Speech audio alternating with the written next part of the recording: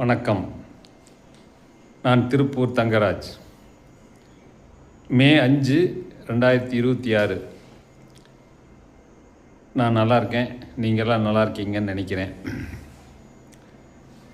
இந்த வீடியோவில் என்ன பார்க்க போகிறோம்னா, தமிழ்நாட்டு அரசியலில் முதலாக எனக்கு தெரிந்து என் அனுபவத்தில் நீண்ட காலமாக தேர்தல்கள் எப்படி நடந்ததுன்னா, ஏதாவது ஒரு அன்பளிப்பு கொடுத்து அல்லது பணம் கொடுத்து அந்த மாதிரி வாக்குகளை வாங்கி வெற்றி பெற்று வந்தார்கள்.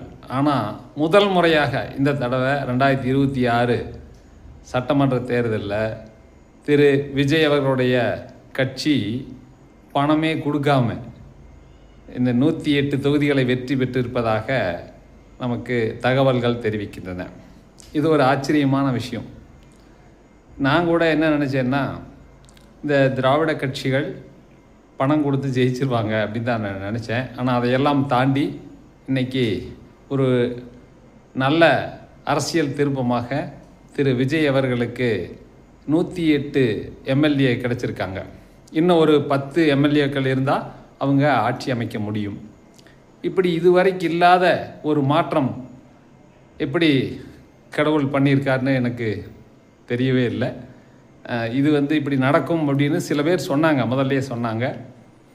அதில் ரவி ஐபிஎஸ் அவர்கள் ஒரு சர்வே எடுத்து சொன்னாங்க. ஒரு ஜோதிடர் ஒரு விஜய் 41% வாக்குகள் வாங்குவார், 120 சீட்டுக்கு மேலே வாங்குவார், இந்த மாதிரியெல்லாம் சொல்லியிருந்தாங்க.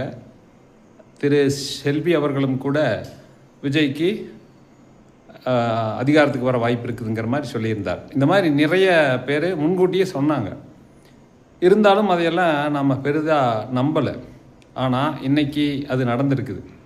உண்மையிலேயே இது பாராட்டத்தக்க, வரவேற்கத்தக்க, கொண்டாடத்தக்க விஷயம்தான் நான் நினைக்கிறேன். மக்கள் எப்போ பணம் வாங்காமல் ஓட்டு போடுறாங்களோ அப்போ தான் அதிகாரத்துக்கு வர அரசியல்வாதிகளை நாளைக்கு கேள்வி கேட்க முடியும்.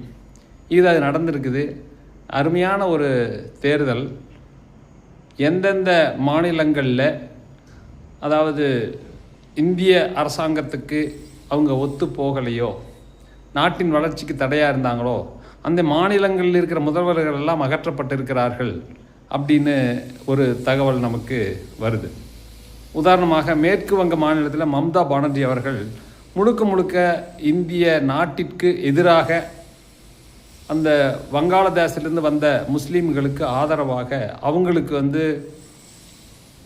ஆதார் கார்டு கொடுக்கறது,